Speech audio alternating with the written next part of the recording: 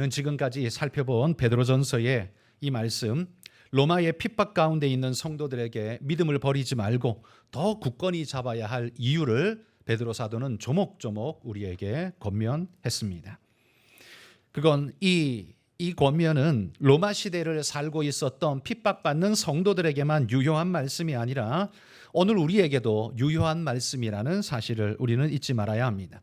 물리적 박해는 우리가 로마 시대 같은 물리적 박해는 없습니다만, 그러나 여전히 심리적 박해가 있고 문화적 압박은 점점 더 거세지는 시대이기 때문에 로마 시대와는 양상은 다르지만 본질은 다르지 않다고 생각합니다. 오히려 이런 내면적 위험의 때에 우리가 어떻게 행해야 하겠는가를 마음에 훈련하고 다짐으로써 우리가 믿음으로 더 바르게 살아갈 수 있는 연단되는 기회가 되리라 믿습니다. 여러분, 오늘 5장은요 베드로 사도가 개괄적 권면으로 글을 마무리하고 있습니다. 여기 개괄적이라는 말은 그냥 가볍다는 의미가 아니라 모든 이들에게 적용되는 포괄적이고도 보편적인 권면이라는 의미입니다. 자, 오늘 5장의 베드로 사도는 두 부류의 사람들에게 권면합니다. 1절에 보시면 너희 중 장로들에게 권하노니 이렇게 말씀합니다. 1차 권면은 교회를 지도하는 지도급 인사들에게 권면하고 있습니다. 그리고 5절에 보면 둘째는 젊은 자들아 이렇게 이야기를 합니다. 여기 젊은 자들아는 20대 30대를 부르는 것이 아니라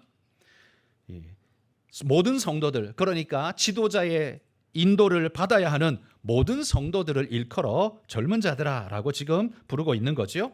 그러니까 이끄는 자들과 따르는 자들이 모두 한 마음으로 우리가 어떻게 섬겨가야 할지를 조목조목 베드로 사도가 우리에게 권면하고 있는 겁니다. 자, 그러면 오늘은 먼저 이 둘 중에 지도자들에게 주는 권면만 오늘 살펴보도록 하겠습니다. 이 지도자에게 하는 권면이니까 이거 뭐 나 아니고 장로들, 목사들에게 하는 권면이네 이렇게 생각하지 마십시오. 우리 모두에게 하는 권면입니다. 그리고 그들에게 주는 권면이라면 우리가 또한 그 방향으로 가야 되는 길이기 때문에 그렇게 훈련되고 예비될 수 있도록 여러분 마음에 꼭꼭 새기시기를 축복합니다. 자, 그러면 베드로 사도는요 교회를 섬기는 지도자들에게 어떤 권면을 하는가? 오늘 본문에 보면 두 가지를 합니다. 첫 번째는 양무리를 치라 이렇게 표현합니다. 2절에 보십시오. 너희 중에 있는 하나님의 양무리를 치되 이렇게 말하죠. 지도자의 첫 번째 사명은 양무리를 치는 것입니다. 여기 친다는 말은 때린다는 의미가 아니죠. 우리가 양치기라고 말할 때 바로 그 의미입니다. 돌보고 사육한다라는 의미이죠. 베드로가 장로들에게 이 권면을 하고 있는 이 사실은 예수님께서 베드로에게 하셨던 그 명령에 기초해 있습니다. 우리 요한복음 21장 15절에서 17절 좀 길지만 함께 읽어보겠습니다. 그들이 조밥 먹은 후에 예수께서 시몬 베드로에게 이르시되 요한의 아들 시몬아 네가 이 사람들보다 나를 더 사랑하느냐 하시니 이르되 주님 그러하나이다. 내가 주님을 사랑하는 줄 주님께서 아시나이다. 이르시되 내 양을 먹이라 하시고 또 두 번째 이르시되 요한의 아들 시몬아 네가 나를 사랑하느냐 하시니 이르되 주님 그러하나이다. 내가 주님을 사랑하는 줄 주님께서 아시나이다. 이르시되 내 양을 치라 하시고 세 번째 이르시되 요한의 아들 시몬아 네가 나를 사랑하느냐 하시니 주께서 세 번째 네가 나를 사랑하느냐 하심으로 베드로가 근심하여 이르되 주님 모든 것을 아시오매 내가 주님을 사랑하는 줄을 주님께서 아시나이다. 예수께서 이르시되 내 양을 먹이라. 여러분, 주님께서 베드로에게 남긴 마지막 유언의 말씀입니다. 그 말씀의 메시지 핵심은 뭐냐 하면 당신의 양떼를 우리에게 맡기겠다라는 이야기입니다. 한마디로 말하면 이런 느낌입니다.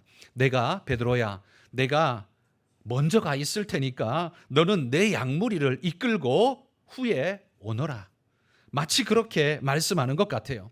이건 베드로에게만 하는 말이 아니라요, 주님이 재림하여 다시 오셔서 우리를 만나시는 그날까지 계속적으로 교회를 이끌어갈 모든 지도자들에게 다 하고 있는 명령이라는 겁니다. 지도자에게만이 아니라 우리 모든 교회에게 하는 명령이라고 받아야 아마 옳을 겁니다.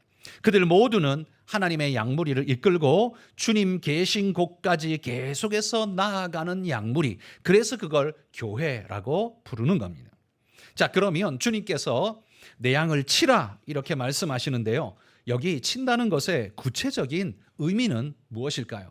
여기 내 양을 치라는 말 속에는요, 세 가지의 역할 의미가 들어 있습니다. 첫 번째는 먹이라라는 의미가 그 속에 있습니다. 여러분, 목동은요, 자신의 양무리를 푸른 초장으로 이끌어가서 풀을 뜯기는 것이 가장 중요한 사명이죠. 그렇죠? 그래야 양이 생명을 보존할 수 있기 때문입니다. 양무리를 먹이는 일, 이게 목동에게 가장 중요한 일이듯이 마찬가지로 교회 지도자들에게는 성도를 말씀으로 먹이는 일, 이거야말로 가장 중요한 제1의 사명입니다. 그래서 목사에게는 무엇보다 말씀을 먹이는 일, 설교가 가장 중요합니다. 그래서 목사는 설교에 가장 많은 시간을 사실 투자하는 것이 맞습니다. 여러분, 설교는요, 단순히 설교문을 작성하는 것, 거기에 머물지 않습니다. 설교는 사실 주일날 한 30분 정도 설교는 진행되지만 이 30분의 설교를 하기 위해서 준비해야 하는 시간은 몇 시간이 소요될까요? 한번 생각을 한번 해보셨습니까? 여러분, 작가가 하나의 소설, 하나의 작품을 만들어내기 위해서 뼈를 깎는 고통으로 단어 하나를 선택하는 데에도 그냥 아무 단어나가 아니라 거기에 의미의 뉘앙스의 느낌에 꼭 맞는 단어를 찾아내기 위해서 모든 사전을 뒤적거리고 모든 것을 뒤져서 한 단어 찾아내는 데 많은 시간을 투자하는 것처럼 여러분, 목사도 그 설교를 한 편을 만들어내기 위해서 수많은 시간을 투자해야 합니다. 웬고하니 설교는 그 본문에 그냥 내용 자체 겉절이처럼 껍데기만 이야기하는 게 아니라 이 본문의 배경이 무엇인가, 무슨 배경 속에서 이런 이야기가 나왔는가, 그 시대에는 그러면 이 말을 어떻게 받아들였는가, 이런 게 되게 중요하죠. 그 말을 21세기의 사람인 우리가 들으면 A라고 들리는데 이것을 1세기의 사람이 들으면 이건 B라고 들을 수밖에 없는 사회적 배경을 가지고 있다면 우리는 설교할 때에 A로 해석하면 안 되고 B로 들릴 수 있도록 설교를 해야 됩니다. 그게 설교자의 책임이라는 말이죠. 그러면 눈에 보이는 대로 설교를 하면 안 되고요.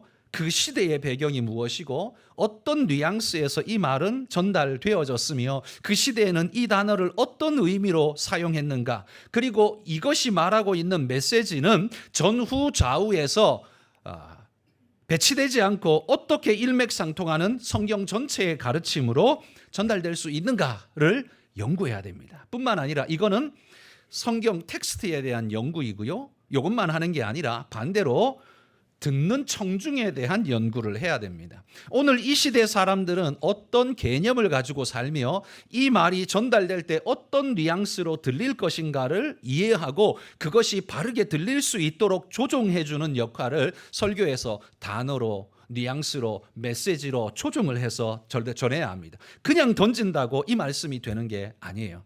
그러다 보니까요, 이것을 준비하는 데는 참 많은 시간이 걸립니다. 다른 사람은 모르겠고 그냥 저만 예로 들어 설명을 해보자면 맨 마지막에 설교 원고를 작성합니다. 이건 맨 마지막에 하는 일이에요. 앞에 대지를 정하고 그 대지가 어떤 배경 속에서 어떤 이야기를 하고 있는지 전체적으로 기승전결에 따라서 그 다음에 뼈대를 정한 다음에 살을 붙이고 이것이 어떻게 흘러가야 되겠다, 예화가 있으면 예화도 넣고 해가지고 대체적인 그림을 그립니다.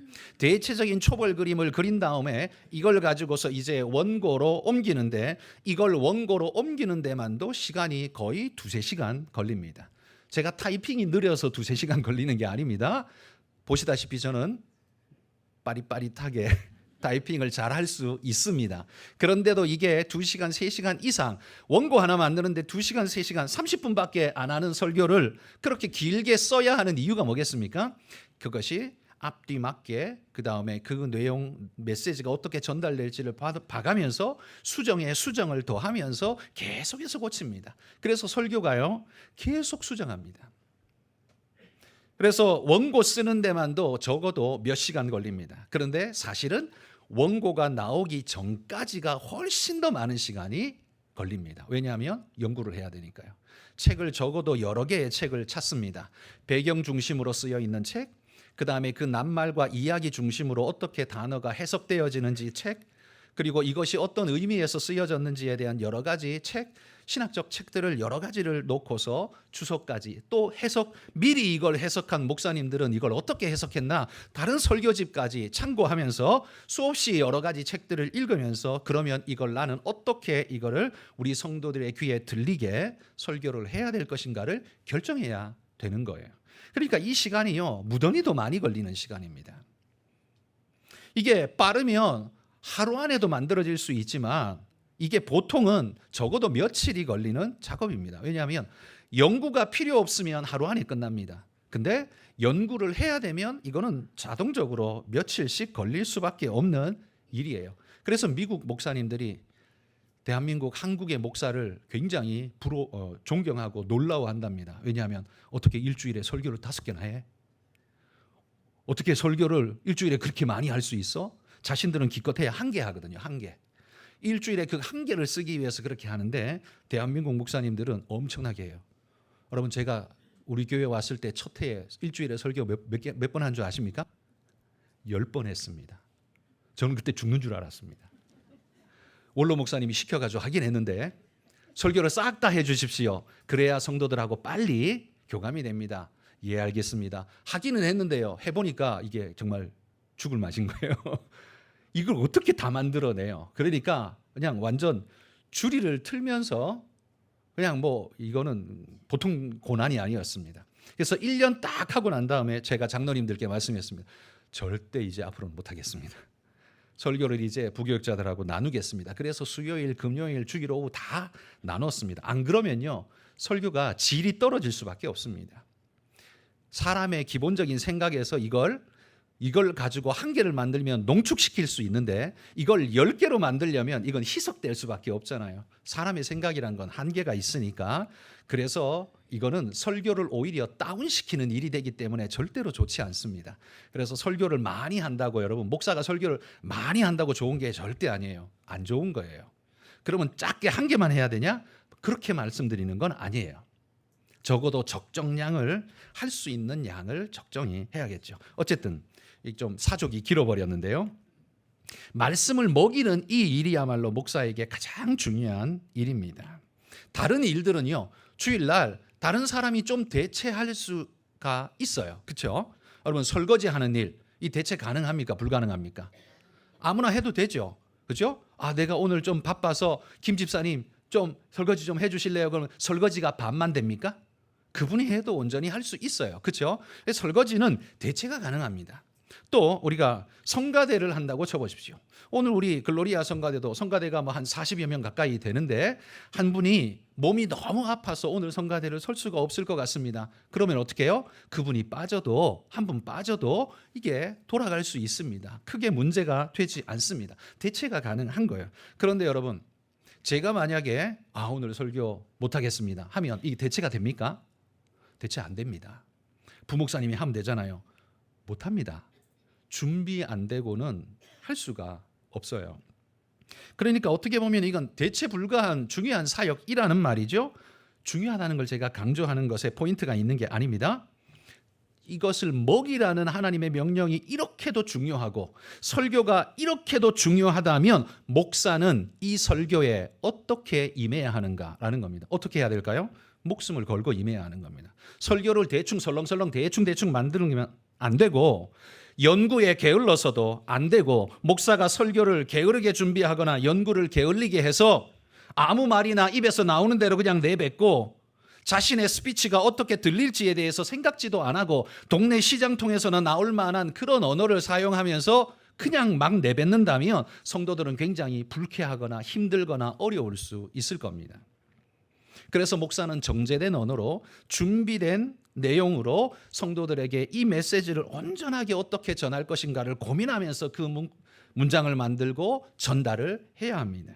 그래서 저는 목사가 설교를 게으르게 준비하고 함부로 설교하는 건 하나님께 욕되게 하는, 하나님께 죄짓는 일뿐만 아니라 성도에게 죄짓는 일이라고 생각합니다. 왜냐하면 여러분, 목동도 풀이라고 해서 어디 같은 풀이겠습니까? 더 좋은 풀을 찾아가서 자기 양무리를 먹이려고 애쓰지 않겠습니까? 그게 선한 목자입니다. 그러므로 목사도요, 설교에 게으르다는 것은 그건 사실 그의 모든 사역이 게으르다고 말할 수도 있는 겁니다. 왜냐하면 설교 사역이 목사에는 대표 사역으로 가장 중요하기 때문에 그렇죠. 그러나 이 말이 자기 능력치 이상으로 대한민국 최고의 설교자가 돼야 한다, 너는 왜 그렇게 못 되느냐, 이렇게 말하면 안 됩니다. 단지 자기 능력 안에서 게으르지 않게 최선을 다해서 준비하라는 말이죠. 여러분도 한번 생각해 보십시오. 여러분도 자녀들을 키우셨죠? 여러분도 집에서 음식을 만드시죠? 여러분은 백 선생보다 훨씬 맛있게 요리를 하시나요? 여러분의 요리는 대한민국에서 최고로 맛있나요? 만약에 그게 아니라면 여러분은 여러분 자녀들에게 죄를 짓는 것인가요? 그렇게 말할 수 없죠. 그죠? 우리는 대한민국의 최고의 요리사는 아니지만 우리 자녀를 위해서 최고의 마음을 가지고 정성을 다해서 우리 부모님들은, 어머님은 자식을 위해서 음식을 짓습니다. 이 음식보다 더 맛있는 음식은 딴 데 있을 수 있어요. 딴 집에 있을 수 있어요. 그러나 그 부모님이 그 자식을 위해서 모든 마음을 다해 정성을 다해 지은 그 음식은 가장 귀하고 아름다운 음식이라고 할 수 있지 않겠습니까? 능력 밖의 것을 구할 수는 없습니다. 그러나 할 수 있는 한 최선을 다하는 이 일이야말로 가장 아름다운 일이라는 말이에요. 이 말은 다시 말해서 제가 대한민국의 최고로 설교 잘하는 사람이 되라라고 말한다면 저는 그렇게 못합니다. 단지 내 능력 하에서 최선을 다해서 말씀을 준비하겠습니다. 최선을 다해서 목회하겠습니다. 내가 부끄럽지 않게 최선을 다해서 이 일을 하겠습니다. 이건 내가 할 수 있다는 말이죠. 우리 모두가 바로 그 마음으로 양을 먹이라라는 이 말씀에 우리는 함께 순종해야 합니다. 두 번째, 양을 친다고 할 때 그 의미는요, 첫 번째가 먹인다는 의미고 두 번째는 인도한다라는 의미입니다. 저는 이것을 교회 지도자들이 성도들의 삶과 신앙을 바른 길로 가이드하는 역할, 이게 바로 교회 지도자들이 가지고 있는 역할이라는 거예요. 여러분, 설교는요, 말씀을 그냥 툭툭 던지는 게 아니에요. 먹든가 말든가 받든가 말든가 그렇게 던지는 게 아닙니다. 그들의 삶을 보듬어주고 가이드해주고 인도해주고, 그래서 세상 사람같이 사는 게 아니라 하나님의 자녀같이 살 수 있도록 권면하고 일깨워주는 역할, 그게 바로 지도자의 역할이라는 겁니다. 그렇게 인도해야 할 책임이 있다는 겁니다. 내 삶에 왜 자꾸 간섭하세요? 요즘은 이렇게 아마 젊은 세대들이 이야기를 할 것 같아요. 그런데 왜 그래요? 왜냐하면 지도자의 역할이 그들을 푸른 초장으로 인도하기 위해서 가이드의 역할이 그들에게 있기 때문에 그렇습니다. 또한 세 번째, 양을 친다고 할 때 세 번째 의미는요, 그들을 안전하게 보호한다라는 이런 의미가 있습니다. 여러분, 교회의 보호는 무엇으로부터의 보호일까요? 무엇으로부터 우리 교회를, 우리 성도를 보호해야 할까요? 저는 거기에 두 가지 이야기를 하고 싶습니다. 첫 번째는 세속 문화로부터 우리 성도들을 거룩하게 보호하는 것, 이게 첫 번째이고, 두 번째는 거짓된 이단으로부터, 잘못된 가르침으로부터 우리 성도들을 바르게 보호하는 것, 이 두 가지가 중요한 일이라고 생각합니다. 이 둘 다 우리의 정신과 사상을 하나님에게서부터 멀어지게 만드는 외부적인 공격 요소이거든요. 세속 문화, 여기에 빠져들면 하나님의 거룩함을 잃어버리고 그곳으로 나아가지 않고 자꾸만 속됨으로 욕정으로 달려가는 인생이 되어져 버리지 않습니까? 이단 사상에 물들어 버리면 하나님의 바른 길을 가는 게 아니라 자기 식대로 엉뚱한 신앙을 달려가는 잘못된 길로, 죽음의 길로 가지 않습니까? 그러니까 교회 지도자들은 온 성도들을 세상의 문화로부터, 그리고 이단적 사상으로부터 그들을 보호하고 지켜가야 할 책임이 있다는 거예요. 그런데 오늘날은요, 그런 면에서 오늘 이 시대 현실은 너무나 위험한 시대가 돼버렸습니다. 유튜브에 들어가시면 여러분, 설교나 강의가 엄청나게 많습니다. 사실 저는 코로나 오기 전에는요, 유튜브를 거의 별로 보지 않았습니다. 그런데 코로나가 오고 난 다음에는요, 안 입을 수가 없었습니다. 왜냐하면 우리는 대면 예배를 못 드리고 유튜브로 예배를 드렸습니다. 그렇죠? 그리고 강의도, 성경 공부도 제가 유튜브로 강의를 녹화해서 유튜브에 올리면 우리 성도님들이 볼 수 있도록 여러 가지 강의를 제가 유튜브로 했었습니다. 그렇게밖에는 더 이상 비대면 외에는 만날 방법이 없기 때문에 그래야만 했었습니다. 그러다 보니까 저도 온 교회가 전부 다 강의, 설교, 모든 것들이 유튜브에 다 올라가기 시작하면서 유튜브 안에 컨텐츠도 풍성해지면서 유튜브가 확 떠오르게 된 거죠. 그때부터요, 저는 TV를 거의 별로 잘 보지 않습니다. TV 켜서 유튜브를 켭니다. 그러니까 우리 집 TV는 TV용이 아니라 유튜브용이 거의 돼버렸습니다. 제가 TV를 잘 안 보는 건 뉴스 보는 게 사실 저는 우리 정치 이야기만 나오면 저는 정말 꼴보기가 싫어서 뉴스를 잘 안 봅니다. 그러다 보니까 볼 게 별로 거의 없습니다. 그러다 보니까 유튜브를 보는데요. 근데 이게 문제가 있죠. 유튜브를 보면 우리는 자기가 원하는 대로 선별적으로 보게 됩니다. 그러니까 좀 정치적인 이야기 모습이라서 예화가 그렇습니다만, 우와 좌가 있으면 정치 색깔이, 우의 분들은 우의 유튜브 메시지만 계속 봅니다. 강화시키죠. 좌의 사람들은 좌의 메시지만 계속 봅니다. 그러면서 그것만 계속 보니까 세상 모든 사람들이 자기처럼 이렇게 보는 줄 알아요. 우리 세상이 다 이런 줄 안다는 거죠. 그렇게 생각하다가 사회에 나와서 부딪혀서 이야기를 해보면 충돌이 일어나고 싸움이 일어나고 그런 일들이 자꾸 벌어지게 되죠. 우리 안에는, 요즘 사람들은 전부 다 자기 안에 자기만의 바벨탑을 쌓습니다. 자신만의 사상적 바벨탑, 지식적 바벨탑을 쌓아서 그 속에서 그 안에만 거하면서 자기가 왕이 되다 보니까 그게 자기의 세계의 전부가 돼버리죠. 그러나 정작 바깥으로 나와서 보면 자신이 얼마나 보잘것없는 작은 우리 속에 갇혀 있는가, 이걸 봐야 하는데 이걸 보지 못하니까 자기가 늘 옳다고 말하고, 자기 생각은 늘 정당하다고 생각하고, 내 반응은 옳고 정당하고 정의롭다라고 그렇게 늘 주장하는 상태가 되어버리지 않습니까? 그래서 굉장히 위험한 겁니다. 우리가 이 모든 것에서부터 여러분, 우리 성도들을 완벽하게 보호할 수는 없습니다.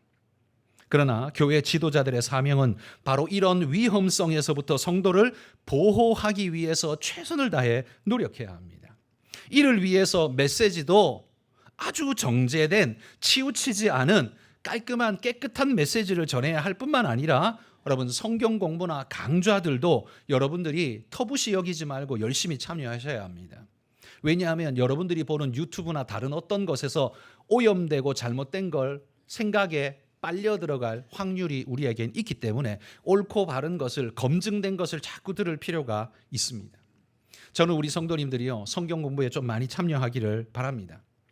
성경 공부, 설교 들으면 되지 성경 공부는, 이렇게 생각하는 분이 혹여나 있을지 몰라서 말씀드립니다. 둘은 많이 차이가 납니다. 설교는 성경 공부를 다 대체할 수가 없습니다. 왜냐하면요, 여러분 설교는 이 한 시간에 여기 앉아 계신 수백 명의 분들이 신앙이 아주 고급의 위치, 높은 위치에 있는 분들도 있고, 반대로 완전 초신자, 이제 나 교회 한번 가볼까 하고 오신 분들도 있습니다. 신앙의 프리즘이 이렇게 넓기 때문에 이 고급진 사람들에게 맞춰서 설교하면 여기 앉아 있는 분의 90%는 다 무슨 말인지 못 알아듣습니다. 다 졸고 자게 될 겁니다. 그러면 제일 밑에 사람에게 맞추면 어떻게 되느냐? 그러면 위에 있는 분들은 싱겁고 재미없고 맨날 했던 소리 또 하네, 이렇게 이야기가, 상황이 돌아가게 됩니다. 굉장히 어려운 상태죠. 그럼 도대체 어디에 맞춰서 설교를 해야 될까요? 이렇게 신앙이 높은 분이 있고, 이렇게 신앙의 초짜도 함께 앉아있는 이 수백 명의 사람들에게 도대체 어디에 맞춰서 설교를 해야 될까요? 그래서 설교는 대략 중간치에 맞춰서 설교를 할 수밖에 없습니다. 그리고 설교 시간은 30분이라는 아주 짧은 시간에 주어지기 때문에 너무 아카데믹한, 그러니까 성도들이 그걸 이해하기에는 그 뒤에 설명, 배경 설명이 자꾸 따라 들어가야 하는 어려운 문제는 꺼낼 수조차 없습니다. 왜? 시간을 그렇게 쓸 수가 없으니까요. 그러니까 아예 그런 건 다 삭제하고 그냥 들으면 이해되는 용도로만 설교 시간에는 할 수밖에 없어요. 그러니까 이렇게만 하면 여러분의 신앙 발전이 그렇게 크게 일어나기에는 더 깊어지기에는 조금 부족하다. 저는 그렇게 말합니다. 물론 주일날 예배 꼬박꼬박 잘 참석해서 잘 들어도요, 신앙 성장 충분히 할 수 있습니다. 그런데 여러분이 말씀에 더 깊이 있게, 그리고 말씀의 해석을 좀 더 여러분도 잘할 수 있게 하나님의 은혜의 말씀 가까워지기를 원한다면 이런 강좌나 성경 공부에도 여러분이 열심히 참여하시기를 당부드립니다. 어쨌든 여러분, 내 양을 먹이라라는 말씀 속에는 이런 세 가지의 의미가 있습니다. 잘 먹이라는 거요. 내 양을 치라에는 내 양을 먹이라, 내 양을 인도해라, 내 양을 보호해라 라는 세 가지 의미가 다 들어있다는 것 기억하시기 바랍니다. 그런데 여러분, 또 하나, 베드로는요, 이 양무리를 치라는 명령을 받되 하는데 우리에게 어떤 자세로 치라고 합니까? 오늘 말씀 보십시오. 베드로는 이렇게 말해요. 억지로 하지 말고 하나님의 뜻을 따라 자원함으로 하라, 이렇게 말합니다. 억지가 아니라 자원이 되게, 그러나 하나님의 뜻을 따라, 이렇게 우리에게 강조하고 있습니다. 쉽게 말해서 예를 들어 이렇게 한번 생각해 보십시오. 목사는 교회로부터 생활비를 받고 생활을 하게 됩니다. 그렇죠? 그리고 교회 직원들도 있습니다. 직원들도 교회로부터 생활비를 받고 그 생활이 유지가 되게 되어 있습니다. 그러면 목사나 직원들이나 교회 안에서 일하는 일꾼들이 이렇게 생각한다고 한번 상상해 보십시오. 월급 받았으니 그러면 나는 요거는 해야겠네. 그럼 만약에 목회자가 나 월급 받았으니까 그럼 뭐 해야지, 뭐 하기 싫어도 해야지, 어떻게, 이렇게 생각한다면 그 사람의 입에서 나오는 설교는 제대로 된 설교가 될 수 있을까요? 여러분, 이런 목회자는 진짜 잘못된 목회자예요. 왜 잘못됐냐면 이 사람은 돈의 종이지 주님의 종이 아닙니다. 왜? 돈 받았으니까 하니까 그건 돈의 종이지 주님의 종이 아니에요. 그래서 목회자는 마치 부모가 자식을 위해 준비하는 것 같이 그 사역을 준비하고 해야 합니다. 억지가 아닌 자원하는 마음으로. 그럼 부모는 그렇게 하잖아요. 그리고 그럴 수 있는 것, 하나님의 뜻이 우리 마음에 확신으로 차 있기 때문에 그게 가능한 거예요. 여러분, 교육자들을 교회에서 청빙하에 뽑을 때 저도 92년도부터 전도사 사역을 했는데요. 제가 6개 교회인가요? 여기가 지금 6번째 교회인데 쭉 30년 동안 제가 지나오면서, 32년이네요. 32년 동안 지나오면서 6개 교회를 거쳐오면서 얼마 주는데요? 단 한 번도 물어본 적 없습니다. 얼마 주는데요? 여러분, 목회자가 만약에 면접을 보면서 얼마 주는데요? 쓰고 싶으십니까? 되게 좀 마음에 꺼림직해지죠? 목회자는요, 돈의 종이 아니기 때문에. 그러나 돈이 필요 없습니까? 아니요. 본인과 가족이 살아야 되기 때문에 물질은 꼭 필요합니다. 그러나 돈의 종으로 팔리는 게 아니라 하나님의 부름으로 오는 것이기 때문에 얼마 주는데요? 이런 말은 하지 않는다는 거예요. 그리고 하나님이 주신 사명이 이것이 내 사명인 줄 알고, 사실 막노동이 아니라 그냥 단순 노동만 해도 요즘은 뭐 그냥 300만 원 이상 일세 벌 수 있잖아요. 근데 교육자들은요, 되게 작거든요. 교육자들은 원래 전통적으로 너무 작았어요.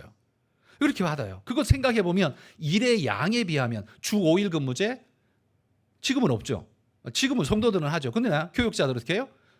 전통적으로 주 6일 근무입니다. 그렇죠?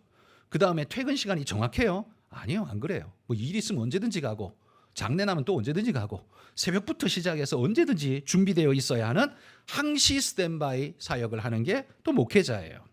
그러니까 이거를 계산해 보면, 야, 내가 이거 받고 이렇게까지 해야 돼? 라고 생각한다면 인간적으로는 그렇게 생각할 수 있을 거예요. 돈을 먼저 생각하면. 그러나 목회자들은 그걸 그렇게 생각하지 않잖아요. 왜요? 하나님이 부르신 사명에 내가 이 일을 감당합니다, 이런 마음을 기초적으로 가지고 있기 때문에 이게 가능한 겁니다. 그러나 여러분, 목회도요, 대충 하려고 하면 대충 할 수 있습니다. 여러분, 직장에서도 아침에 출근해서 신문 펴가지고 하루 종일 신문 읽다가 밥 먹고 신문 읽다가 퇴근하는 분도 있을 수 있잖아요. 일이 뭐 좀 여유롭거나 내지는 요렇게 꼼수를 부려가지고 일 안 하려고 하는 사람, 그럴 수도 있잖아요. 목회도요, 안 하려고 하면 안 할 수 있어요. 주일날 설교 한번 하고 골프 치러 가고 놀러 가고 뭐 어디 숨어 있고 할 수 있잖아요. 안 하려고 하면 할 수 있습니다. 그런데 하나님의 열심이 목회자를 가만두지 않습니다. 그 사람이 진짜 하나님의 바른 목회자라면요, 절대로 그렇게 가만히 있을 수가 없습니다. 자식이 배고픈데 밥 차려줘야 되는 엄마가 냉장고에서 그 땡땡 얼어버린 그 얼은 냉동밥 내놓고 네 알아서 먹어 하는 엄마가 세상에 어디 있겠습니까? 다 차려주고 하는 것처럼 그런 마음으로 전심으로 사랑하기 때문에 그 일을 감당하지 않습니다. 여러분, 이런 부모의 심정, 이게 바로 목회자의 심정이고 그래야 한다는 거예요. 이걸 갈라디아서 2장 20절에는 이렇게 말합니다. 한번 읽어봅시다. 내가 그리스도와 함께 십자가에 못 박혔나니 그런즉 이제는 내가 사는 것이 아니요 오직 내 안에 그리스도께서 사시는 것이라. 이제 내가 육체 가운데 사는 것은 나를 사랑하사 나를 위하여 자기 자신을 버리신 하나님의 아들을 믿는 믿음 안에서 사는 것이라. 여러분, 바로 이 마음입니다. 양무리를 칠 때 바른 마음은 이제 내가 사는 것이 아니요 내 안에 그리스도께서 사는 것이라. 이 마음을 우리가 가져야 한다는 거예요. 내가 아니라 주님의 마음으로, 내가 아니라 주님의 열정으로 그렇게 감당하는 것이, 그게 바로 양무리를 치라는 하나님의 명령인 줄 믿습니다. 그러니 여러분도 여러분 구역의 식구들 그런 전심으로 돌보시기를 바랍니다. 여러분 전도회의 식구들 그런 따뜻한 마음으로, 부모님 같은 마음으로 그렇게 좀 돌봐주시기를 바랍니다. 그럴 때에 우리 교회는 아름답게 꽃피어날 줄 믿습니다. 그리고 두 번째, 양무리를 치라 뿐만 아니라 양무리의 본이 되라 라고 명합니다. 그리스도의 마음으로 하나님의 양무리를 제대로 치기를 원하는 마음만 있다면 저는 이 두 번째 명령은 아마 충분히 가능하리라 생각합니다. 양무리를 치는 가장 좋은 방법은요, 양무리의 본이 되는 것이라고 저는 생각합니다. 설교는 입으로 하는 것이지만 사실은 설교는 삶으로 합니다. 설교는 입으로 시작하지만 삶으로 마무리를 해요. 여러분들이 목사님에게 상처받았다라고 할 때, 목사님 때문에 실망했다, 상처받았다라고 할 때 설교를 못해서 그렇습니까? 그거보다는 그 전하신 메시지하고 삶이 다를 때, 이렇게 설교해놓고 어떻게 그렇게 살 수가 있습니까? 할 때 그때 상처받지 않습니까? 그렇죠? 설교는 입으로 하지만 설교의 완성은 삶으로 하는 겁니다. 그래서 설교자가 강단에서 말만 떠벌리는 자는 그 옳은 설교자도 아니고 좋은 설교자가 될 수 없죠. 왜냐하면 삶으로 완성시키지 않으면 성도들은 그 모습을 보고 따라가는 존재들인데, 그 모습이 본이 되지 않고 덕이 되지 않으면 전하는 메시지가 아무리 화려하고 수려한 언어를 쓴다 할지라도 그때는 좋지만 그건 진짜 양식이 되지를 못하는 겁니다. 그러기에 여러분, 이 양무리를 치는 교회 지도자들은 입으로만 설교하는 게 아니라 삶으로 함께 살아야 하면서 그렇게 사역을 해야 합니다. 그래서 목양은 부모의 마음을 가지지 않으면 불가능한 일이다라고 생각합니다. 어디 돈을 줘서 그걸 합니까? 내가 이거 하면 건 바이 건으로 뭘 얻습니까? 그거 전혀 아님에도 불구하고 그렇게 전심으로 그거를 다 일일이 하나부터 열까지 하는 이유는 오직 하나님의 마음을 가지고 그 일을 해야 하는 것 아닙니까? 그게 교회 일꾼들 아닙니까? 그러면 여러분, 양무리를 칠 때에도 부모의 마음으로 하라고 했습니다. 그러면 양무리의 본이 되는 것은 어떤 마음으로 해야 될까요? 이 또한 부모의 마음으로 해야 하는데요, 거기에 한 가지가 더 추가된다고 생각합니다. 그건 뭐냐면 말씀 앞에 정직한 성도의 마음이어야만 양무리의 본이 됩니다. 자기 자신을 과시하고 뽐내고 잘난 척하는 사람은요, 설교 잘할 수 있습니다. 보통 그런 사람들이 설교 잘합니다. 왜? 자기가 뽐내고 싶고 자랑하고 싶으니까 아주 잘 만들어요. 그런데 이런 사람들은 입으로는 설교를 잘하는데 삶으로는 설교를 못합니다. 그러니까 진짜가 아니라는 말이죠. 그러나 말씀 앞에 정직한 성도의 마음을 가지고 있는 사람은, 여기서 성도라는 말은 집사 직분도 못 받았고 장로 직분도 못 받았고 이런 사람이 아니라 거룩한 하나님의 백성, 예수 믿는 사람이라는 말이에요. 하나님 말씀으로 거룩하게 거듭난 사람, 말씀대로 살려고 인생의 방향을 전환한 사람, 이런 성도가 되어야만 이런 올바른 모범적인 삶을 살아갈 수가 있다는 겁니다.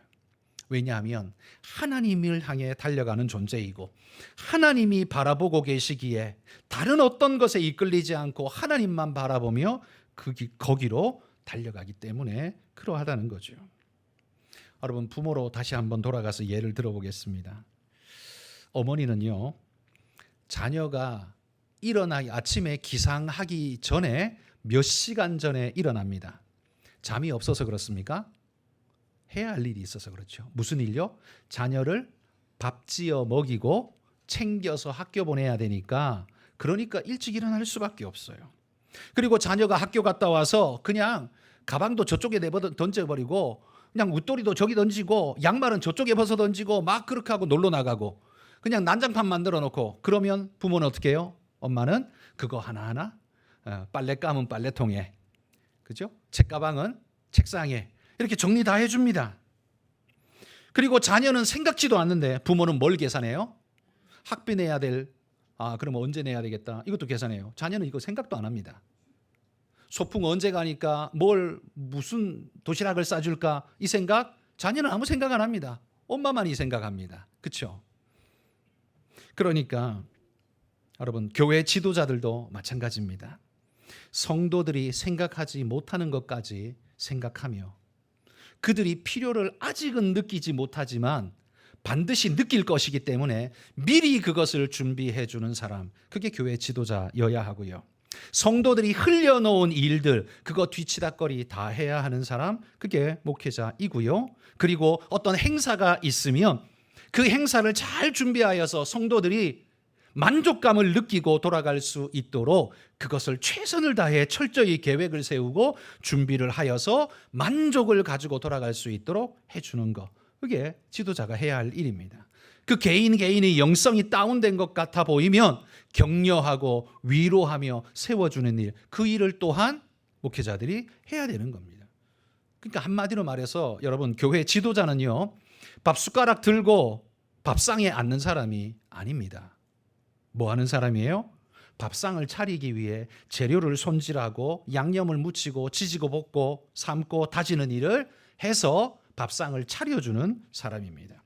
그러니까 여러분들이 하나님의 교회의 일꾼으로 쓰임받고 지도자라고 생각이 되신다면, 나 아닌데, 여러분, 제가 이렇게 정의해 드립니다. 여러분이 적어도 그냥 제일 쉽게 안수집사, 권사, 장로라면 이미 지도자입니다. 아마 여러분이 이렇게 생각할 거예요. 장로만 지도자고, 목사 장로만 지도자고 나머지는 아니다라고 생각할 거예요. 그러나 도망가지 마십시오. 안수집사, 권사님들도 전부 다 지도자 반열에 있습니다. 그래서 해야 할 일이 많습니다. 그러니까 방금 이야기한 건 목사님이 해야 될 일이 아니라 여러분들이 하셔야 될 일이라는 말입니다. 그러니까 여러분들이 숟가락 하나 들고 주일날 와서 행사에 그냥 참여만 하고 무슨 일이 있으면 그거 그냥 얻어먹기만 하고 그러면 안 된다는 거예요. 미리 오셔서 준비에도 동참하고 격려 위로도 하고 이것저것 돌봐주기도 하고 여러 해야 합니다. 우리 교회 위원회 중심으로 사역을 하는데요, 우리 안수 집사님들은 다 부위원장으로 들어갑니다. 부위원장으로 들어갈 때 어느 한 위원회만 넣지 않습니다. 반드시 회전을 시킵니다. 이유가 뭐냐면 그 사람이 좋고 싫고를 떠나서 무조건 회전을 시킵니다. 왜냐하면 교회 지도자는 앞으로 장로가 되면 어떻게 해요? 모든 위원회를 돌봐야 할 책임이 생기는데 그걸 미리 경험해 보지 않고 무슨 일이 어떻게 진행되는지, 어떤 어려움이 있고 어떤 아픔이 있는지를 자기가 직접 경험해 보지 않으면 지도자가 나중에 혼자 한 개도 안 해보고 지도자가 떡 되고 나면 마치 부모 될 준비 하나도 없이, 그런 생각도 없이 자식 낳아버린 것 같은 상태가 되어버리는 거예요. 그러면 문제가 많이 생기겠죠. 그래서 미리 그 일들을 해야 합니다.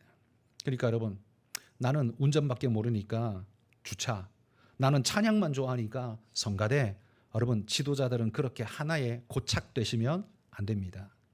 그렇게 하나에 고착되시면 안 돼요. 모든 것을 할 수 있어야 합니다. 그래야 모든 성도들을 돌볼 수 있는 이해가 넓어지고 마음이 열리고 그렇게 되는 겁니다. 여러분 스스로 한번 돌아보십시오. 오늘 지도자에 대한 이야기를 했기 때문에 숙제가 이렇게 생기는 겁니다. 지도자적 행실을 나는 잘하고 있는가 한번 돌아보십시오. 혹시 장로 되면 하겠다 이런 생각 드시는 분이 있습니까? 여러분 주변에서 근데 장로 되면 할게요 이렇게 말한 분이 있어요? 그러면 꼭 메모를 하십시오. 그리고 선거 때 꼭 그 사람 찍지 마세요. 그 사람은 절대로 장로 되면 안 되는 사람이에요. 이건 농담이 아니라 진담입니다. 장로는 그렇게 되면 안 되고요. 어떻게 해요? 잘 못하지만 밑바닥부터 섬김의 마음을 가지고 조금씩 도와주며 함께하며 엮어가며 장로 되면 자동으로 되는 게 아니라 성숙해져야 지도자가 될 수 있는 겁니다. 그 과정을 거치면서 우리는 성장해 가는 거예요. 우리 사회도 성숙이라는 것이 없어지니까 얼마나 문제가 많이 생기나 보십시오. 성숙은 고려하지 않고 말만 잘하는 사람을 지도자로 뽑으면 그 뒤에 생겨나는 수많은 사건과 사고는 또 말로 덮어버립니다. 이게 우리나라뿐만 아니라 모든 나라가 마찬가지겠죠. 이게 문제 아닙니까? 성숙된 자를 보고 성숙된 자를 뽑을 수 있는 그런 성숙된 성도가 되어야 국민이 되어야 그 나라가 미래가 있고 소망이 있겠죠. 성도도 마찬가지입니다. 그러니 여러분 오늘 한가람교회 우리 모든 식구들은 이 사회에 성숙된 일원이 되도록 먼저 이렇게 말씀대로 준비하시기를 바랍니다.